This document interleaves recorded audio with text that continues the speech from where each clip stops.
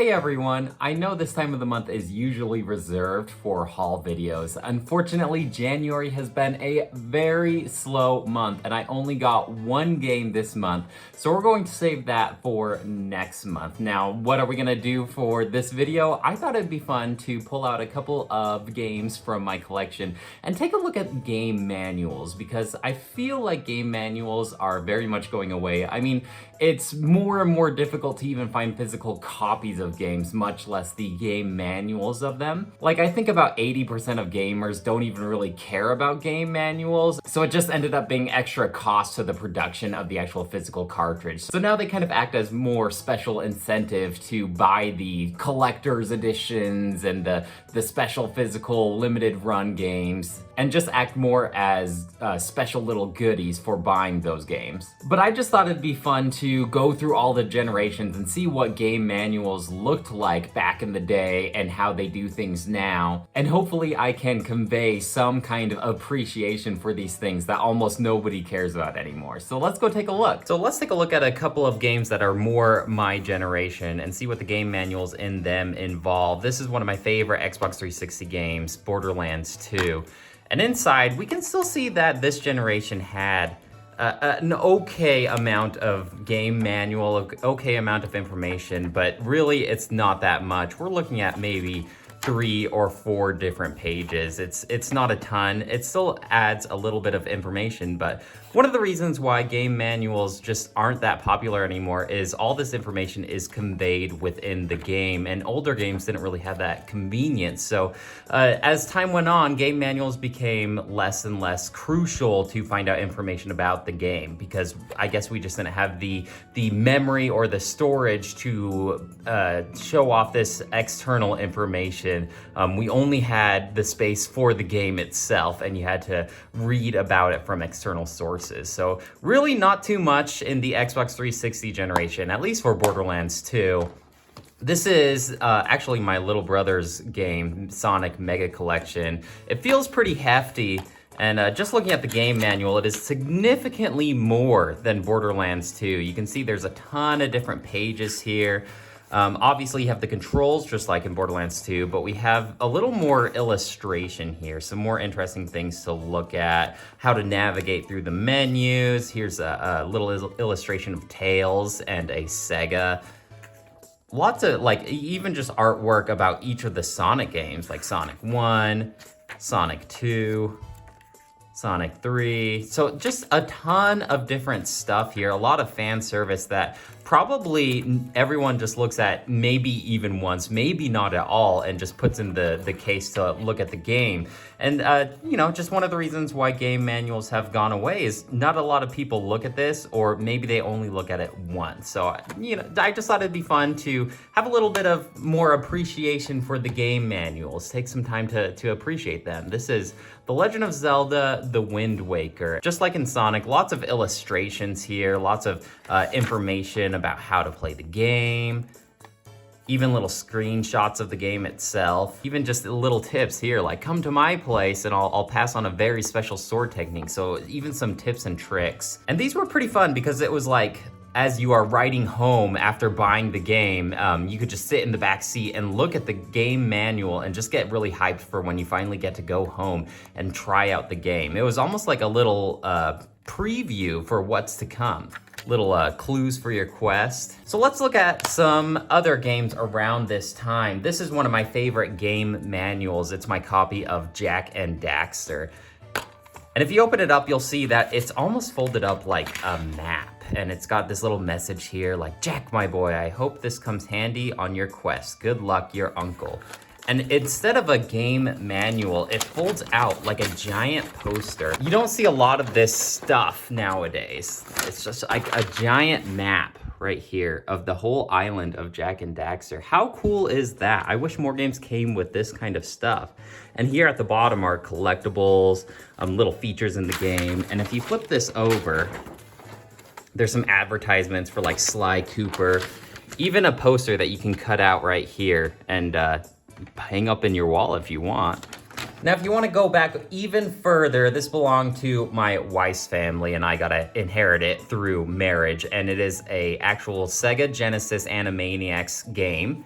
What's kind of interesting about games of this era is, aside from Sega, obviously, a lot of other cartridge games had a cardboard box that was usually thrown away, and the game manual didn't have any safe place for storage. So a lot of games of this era, the game manuals and the boxes themselves are usually lost. Fortunately for us though, this Sega case has a plastic box on it. Now, I wasn't a Sega kid at all, so I don't know if all the games came in cases like this. Most of the Sega games that I encounter now are just the cartridge, but luckily my wife's family did save this box, and inside we can see a little game manual here.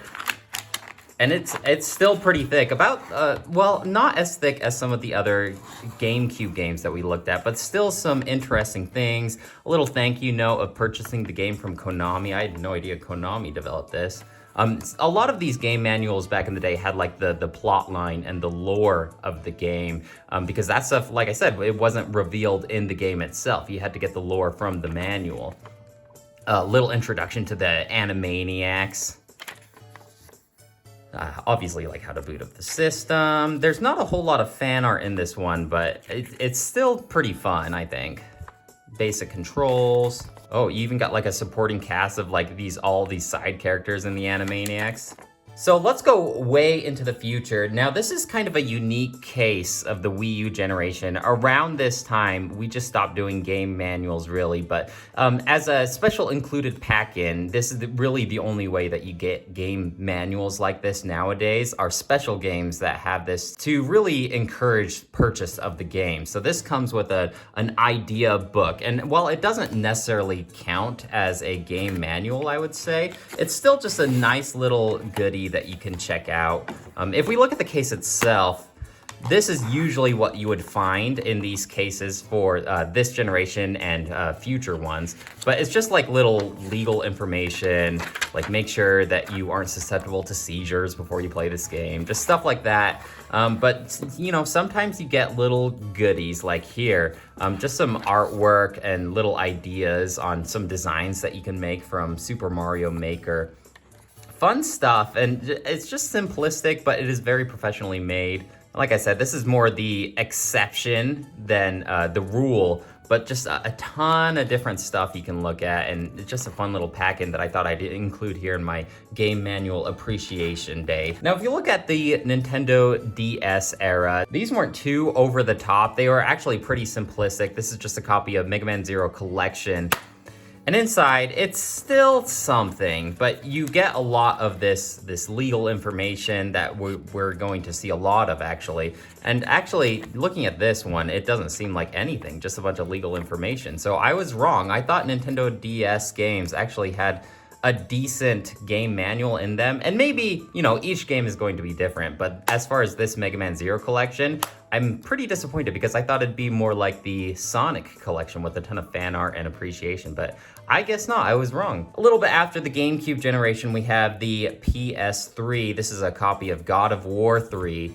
And inside, let's check out the game manual for this one. Still a lot more than the DS, that's for sure. Not so much, I don't see like a ton of fan art. It mostly just seems to be controls, menu navigation, that kind of stuff we see a lot of. Now, this is something that we haven't really talked about yet, is on the back of the game manuals, they would occasionally include notes. And I can definitely see why they took this feature away from future game titles, because I don't think a lot of people use these notes, but it's just a fun little inclusion, especially for the older games that did not save themselves. You could write down cheat codes and codes to get to future chapters. In case you forget, you can just write them here to reference them. I hardly ever did this, but you know, it was there. It was a feature for you.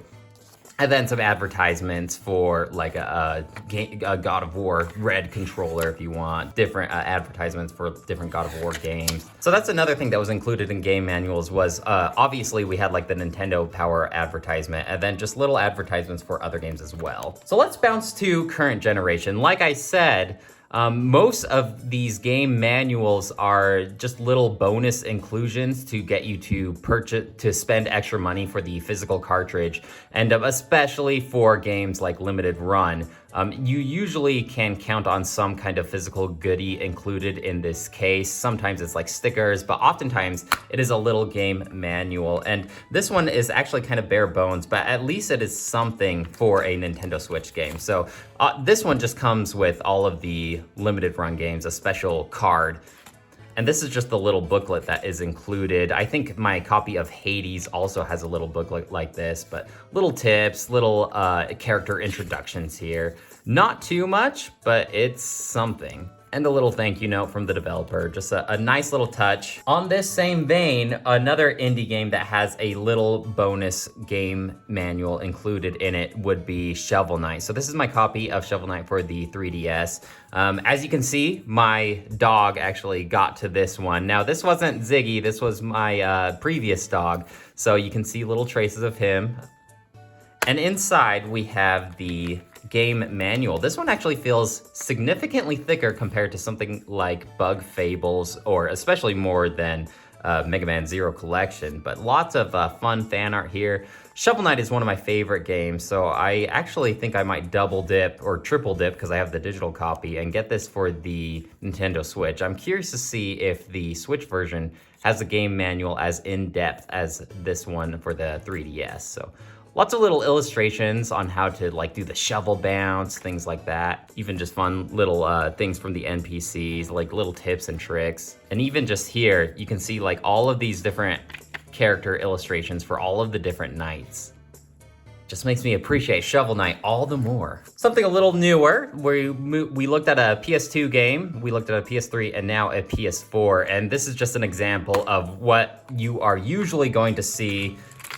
This one doesn't even have a game manual. It's just an advertisement for The Last Guardian. So you could see why someone like me actually cares about game manuals, because it's nice to just have something additional to look at rather than just an advertisement, or sometimes nothing at all. A little bit before the PlayStation 4 era, we have the Wii, and I'm not sure if all Wii games have a game manual as in-depth as this, but this is when they brought Super Mario back. Well, so they brought it back for the DS and the 3DS, but this is the first time it came back to consoles. And this one's actually pretty thick. I think my copy of Super Mario Galaxy 2 also has a game manual around this thick. So I think at this time, Nintendo was still doing in-depth game manuals for their consoles. I think around the Wii U generation is when they stopped doing that. But little tips and tricks, some fun fan art. I'm curious if this one has notes in the back, or if they have done away with that by then. Oh, so this is just a different language. It's all in Spanish, it looks like. So maybe it's really not that thick of a game manual now that I think about it, because, okay, so we do all these different languages. When does this one? Okay, so this one stops right here. So it's really not that thick of a game manual now that I think about it, but just fun little inclusions like a little note from Princess Peach, little tips and tricks, what you would typically expect. Oh, so here's some games that we can look at. They have the CD cases. We're looking at the original PlayStation games and the PC games. Now, music CDs still do this, where the game manual is actually the cover art as well. So this is a copy of Harry Potter and the Sorcerer's Stone for the PlayStation. And you can see that the cover also acts as the game manual. And oftentimes I will see these missing. So this is one of my rare PlayStation copies that still has the original case and the original game manual. And it still seems in pretty good condition. I haven't looked through this one before. Obviously this is like a game based on a licensed title, so it's not going to be that huge, but little tips and tricks, kind of bare bones, but at least it's something. Let's take a look at Hexen. Now, Hexen has been in the news recently because Microsoft bought Activision and Blizzard, and the person in charge of Microsoft even mentioned bringing back Hexen. So I'm curious to see what a new Hexen will look like. I acquired this copy at a garage sale. My brother-in-law was actually going to sell it and he couldn't, and I asked if I could keep it. So I've never actually played this Hexen game, but I imagine as far as like the thickness goes, about the same amount of content as Harry Potter, but look how much lore is here, like the story so far, the objective of Hexen, just lots of lore that you can read up on that I don't know whether it is included in the actual game itself or not, but geez, it's just something cool, you know, the little icons of what each of the items do. Another reason why game manuals aren't that common anymore is you could just look all this information up online. But just imagine like back in the day when you didn't have access to that information, you would have to get it all from here. So I mentioned older games that have a cardboard box usually don't have the game manual included. I have the complete in-box game copy of Sabrina the Animated Series Spooked, and we already took a look at this at a previous haul video, but just inside, this is the only Game Boy game that I have that has the actual cardboard box and the game manual in it. It's still pretty bare bones. It looks like whoever owned this copy before wrote in it. I think they did write in the notes actually, but little introduction, fun little things like that. Is there a notes? Because I think this game has passwords. No notes. Look, they had to resort to writing out the codes on the very back because there are no included notes section in this game, which is interesting. I would have thought that there would be. So I snagged this one out of the collection just to show you what most modern first-party Nintendo Switch games do, where there are no game manuals and just a simple illustration of the controls. Now, Kirby is a good example of this, and this is also featured in the Mario Kart case because the controls themselves are actually pretty simplistic, so you can get the point across just by one single image. And if you aren't going to do a game manual, I would appreciate if you at least do this. It's like the bare minimum, a little bit of instruction. So let's go way back because some of my favorite game manuals are actually made by the aforementioned Blizzard. This is before Blizzard was acquired by Activision and then now Microsoft. But this is the game manual for the original World of Warcraft that I have saved. I think I have maybe 3 or 4 of these actually for some reason. I don't know why I just kept on buying new copies of this game, but just look how thick this is. And it's not even in a different language. It is all just information in English. It's all illustrations. Here's an illustration of like a Tauren. There's like I think that's a Naga. Lots of cool stuff. And like, who would just sit down and look through all of this? Probably not many people, but they did it anyway. Even just some sketches that they had of like the undead here. Talks about like the Alliance and the Horde. I really doubt any of the World of Warcraft expansions have something as crazy as this. Sometimes you'll see like maps. There's a map of Azeroth, different maps of the cities. It's kind of just like a relic of its time because it's crazy because World of Warcraft has probably changed so much. A lot of this information is so irrelevant at this point. So it's an interesting read if you want to get a blast from the past. And that's why that was just an introduction to some of the other Blizzard books, just to show that World of Warcraft is not unique to this company. They did a lot of cool in-depth books. Like here's for Warcraft 3. I feel like I'm wasting too much time just slowly going through each of these game manuals. That's the Reign of Chaos, and this is Warcraft 3, the Frozen Throne. That's crazy. Like these are novels in and of themselves. And this is actually like probably one of the oldest game manuals that I have. I got this from my dad back when he used to play games like Warcraft 2. Usually this stuff is just bonus material that you would have to buy. Back here in the back, I kind of wanted to look at a couple different things. Look at this, a brief history of the fall of Azeroth. And it's just pages and telling you all about the different nations. I love like the old black and white illustrations here.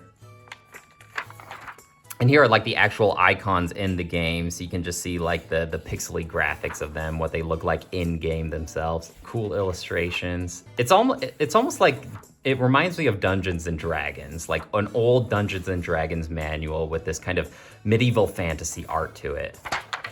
The history of Orcus Ascension, and it's just like so much information. It's so cool. Look at this. Coming in 1996, Diablo and StarCraft. I wonder if they'll do well. And this is one of the last things I want to look at is the game manual for Mortal Kombat 3. I never played it. I'm not sure where I found this game manual, but as I was looking through my collection here, trying to find out some game manuals to show off for this video, I came across this one and just a ton of stuff. I'm not sure which game system this is for. Judging by the size of the game booklet, I would probably say PC because they just had like bigger boxes. But one thing that I wanted to show off here in the back is like the typical controls and everything and the lore, but just like cool illustrations of all of the fighters in Mortal Kombat.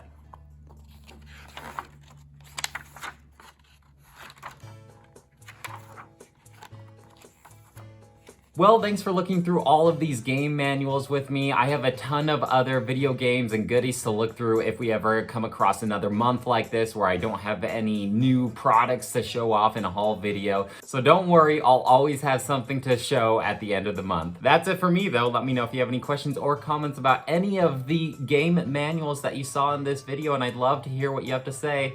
Otherwise, I'll talk to you later. Bye!